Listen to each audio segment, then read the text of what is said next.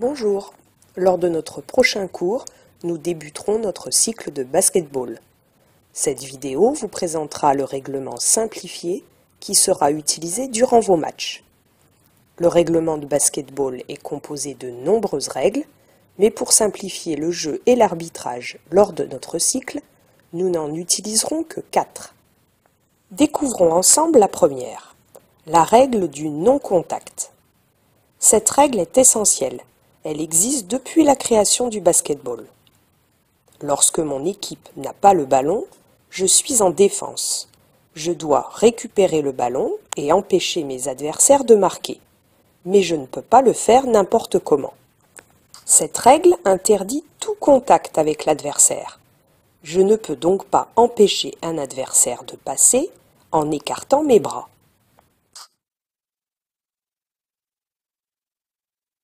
Je ne peux pas non plus taper sur les mains de mon adversaire pour lui prendre le ballon.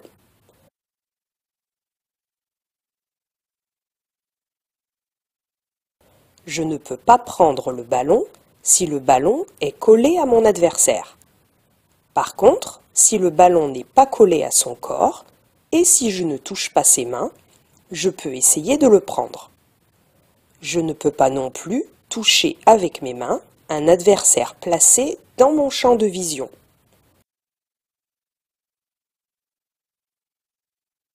Par contre, je peux gêner mon adversaire en levant les bras pour empêcher une passe ou en gênant le dribble. Voyons ensuite la seconde règle.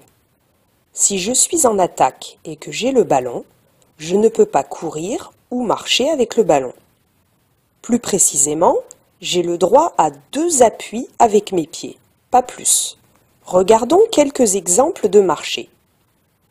Ici, le joueur en bleu, qui reçoit la balle, fait 3 pas avant de passer son ballon.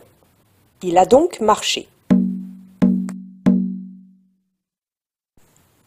Là, le joueur fait aussi un marché, car il piétine sur place. Or, chaque piétinement compte pour un appui.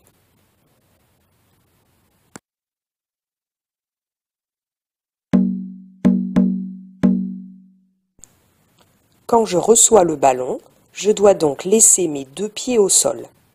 Par contre, le règlement me permet de pivoter autour du premier pied que j'ai posé.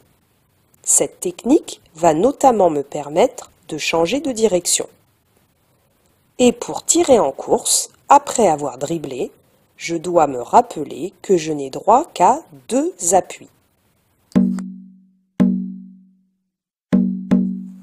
Découvrons maintenant la troisième règle. Vous l'avez compris, il est interdit de se déplacer avec le ballon sans dribbler. Un joueur ne peut pas dribbler une seconde fois après avoir terminé son premier dribble. Le dribble prend fin lorsque le joueur touche simultanément le ballon avec ses 2 mains ou s'il le laisse reposer dans l'une des 2 mains. Enfin, terminons par la quatrième règle.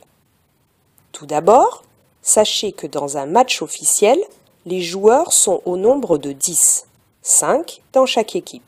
Quand une équipe attaque, l'autre défend, et inversement. Il existe une zone particulière, ici en bleu, que l'on nomme la raquette, dans laquelle les joueurs attaquants ne pourront pas rester plus de 3 secondes consécutives. Alors, voyons un exemple. L'équipe verte est en attaque. Elle cherche à marquer sur ce panier. La zone bleue représente la raquette.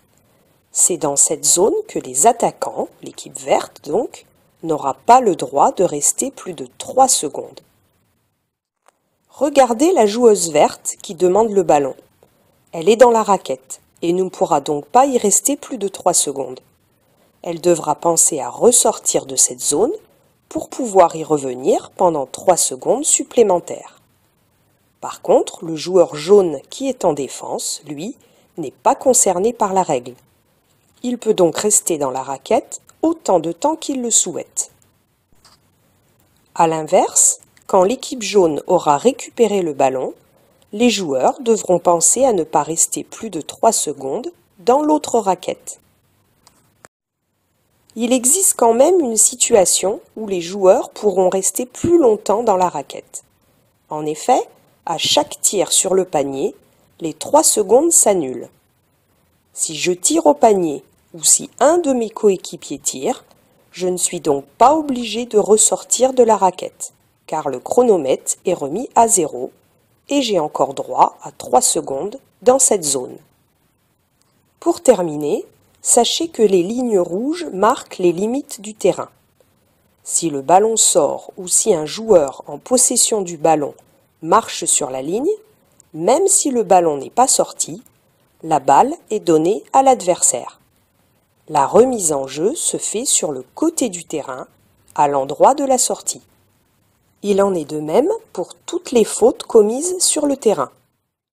Les remises en jeu se feront sur le côté du terrain, au niveau où a été commise la faute. Voilà, cette vidéo explicative est terminée et il ne me reste plus qu'à vous donner rendez-vous à votre prochain cours.